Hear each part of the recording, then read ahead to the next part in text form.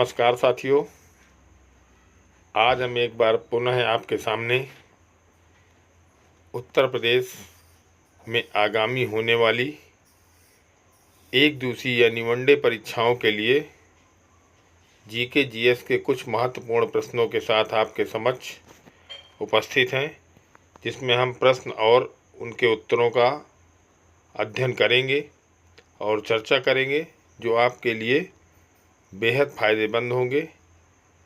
जिसमें आज का पहला प्रश्न है, संसद के किसी भी अधिनियम को कानून की मान्यता नहीं दी जा सकती यदि वह संविधान की मौलिक संरचना का उल्लंघन करता है। किस ऐतिहासिक मामले में उच्चतम न्यायालय ने यह बात कही थी? तो इसका उत्तर है डी, केशवानंद भारती बनाम केरल राज्य। अगला प्रश्न है, अफगानिस्तान के ट्रांसपोर्ट नेटवर्क को कितनी वित्तीय सहायता प्रदान करने के लिए भारत सहमत हुआ? तो इसका उत्तर है 2.87 मिलियन डॉलर, यानी इसका सही उत्तर है बी।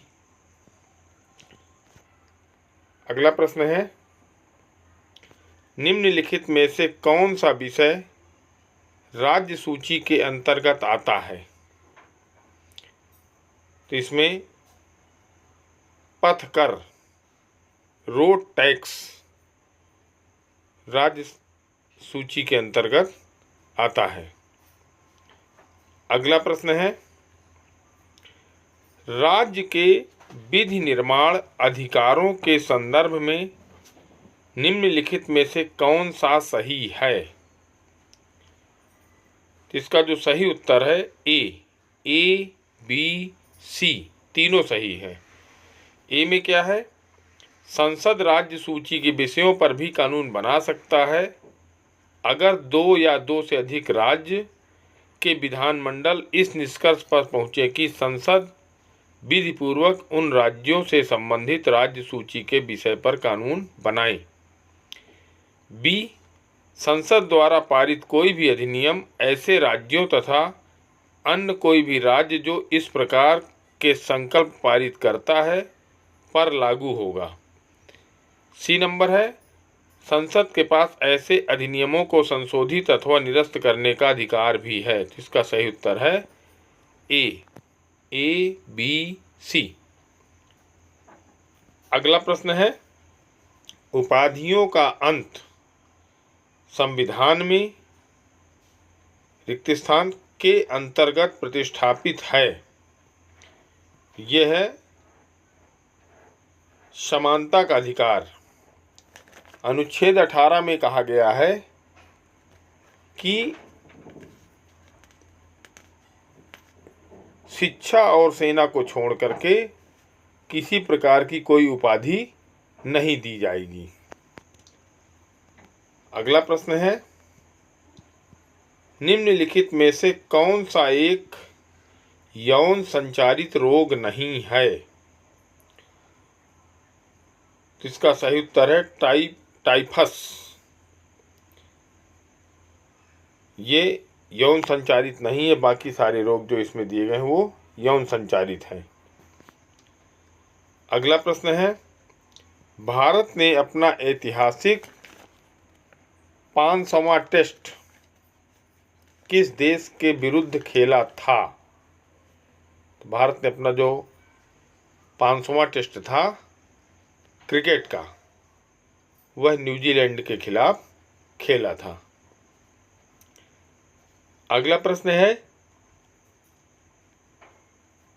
रिक्त स्थान है, एक सॉफ्टवेयर रोबोट है जो स्वचालित कार्यों की एक लंबी सूची अपने आप निष्पादित करता है। जिसका सही उत्तर है बॉट। अगला प्रश्न है, कालाकोट थर्मल पावर स्टेशन किस भारतीय राज्य में स्थित है? तो इसका उत्तर तो सही है, जम्मू और कश्मीर। यह थर्मल पावर जम्मू कश्मीर के राजौरी जिले में बना हुआ है, जो कि 1963 में यूगोस्लाविया के सहयोग से स्थापित किया गया था। तो इसका सही उत्तर है जम्मू और कश्मीर। अगला प्रश्न है, छत्रपति शिवाजी किस मराठा घराने से संबंधित थे? तो छत्रपति शिवाजी महाराज भोसले घराने से संबंधित थे। भोसले यानी भोसले, होलकर से नहीं थे, गायकवाड़ से नहीं थे, सिंधिया से नहीं थे। इसका सही उत्तर है डी, भोसले। अगला प्रश्न है, फंड निधियों, फंड जिसको निधि भी बोलते हैं, फंड जो विशेष रूप से सरकारी प्रतिभूतियों में निवेश होते हैं को वे क्या कहलाते हैं? इसका सही उत्तर है गिल्ट फंड। अगला प्रश्न है, भारत की अग्रणी तहकीकात संबंधी पुलिस संस्था कौन सी है? जो जांच करती है और जो तहकीकात संबंधी जो संस्था है, इसका सही उत्तर है केंद्रीय जांच ब्यूरो, CBI। अगला प्रश्न है, खाद्य तेल यानी खाने वाला तेल किससे निकाला जाता है? तो भांग से नहीं निकलता, कपास से भी नहीं निकलता खाने वाला तेल, रतन जौ से भी नहीं निकलता। खाने वाला तेल निकलता है राई से, जिसे हम सरसों भी कहते हैं, कहीं कहीं सरसों भी कहते हैं। तो खाद्य तेल राई से निकाला जाता है। तो इसका सही उत्तर है सी, राई। अगला प्रश्न है, प्रदूषण नियंत्रण के लिए देश का शीर्ष संगठन है? इसका सही उत्तर है केंद्रीय प्रदूषण नियंत्रण बोर्ड।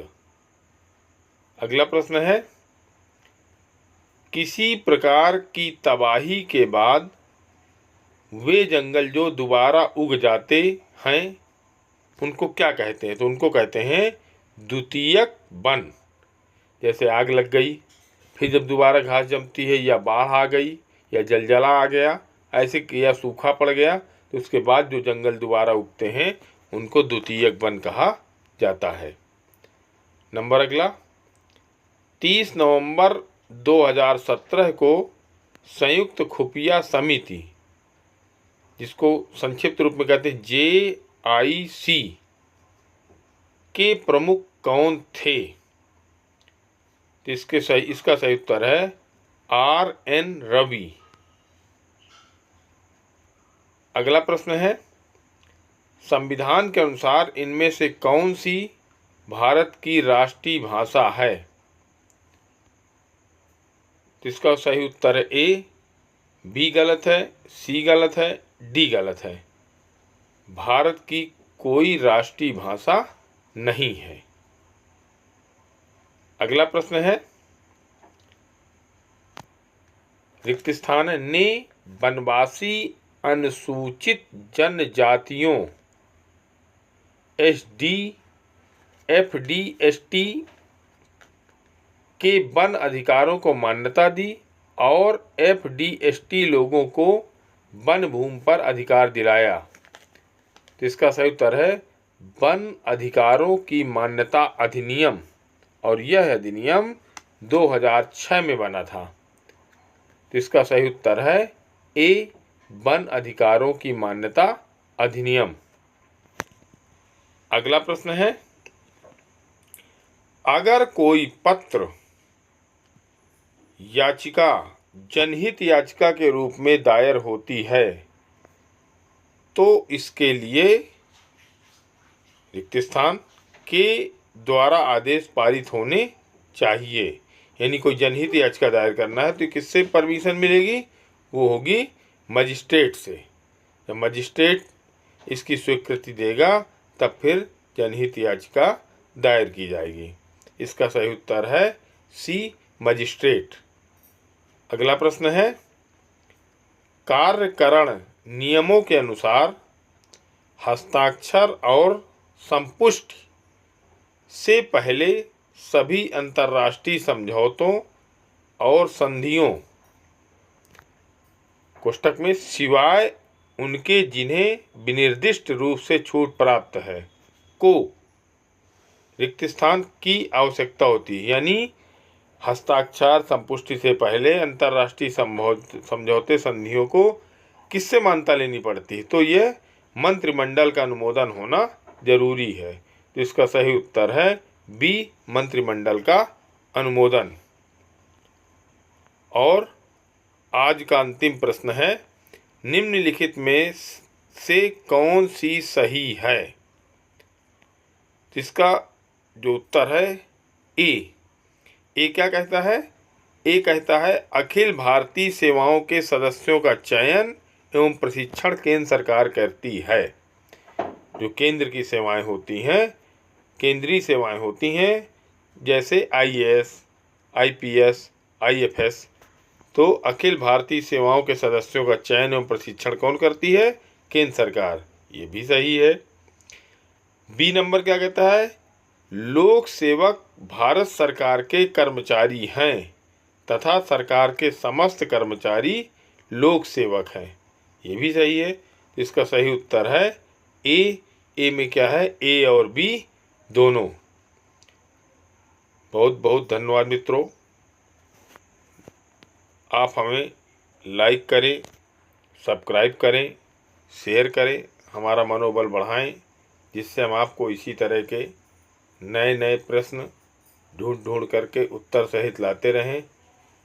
आपको बहुत बहुत धन्यवाद। Thank you.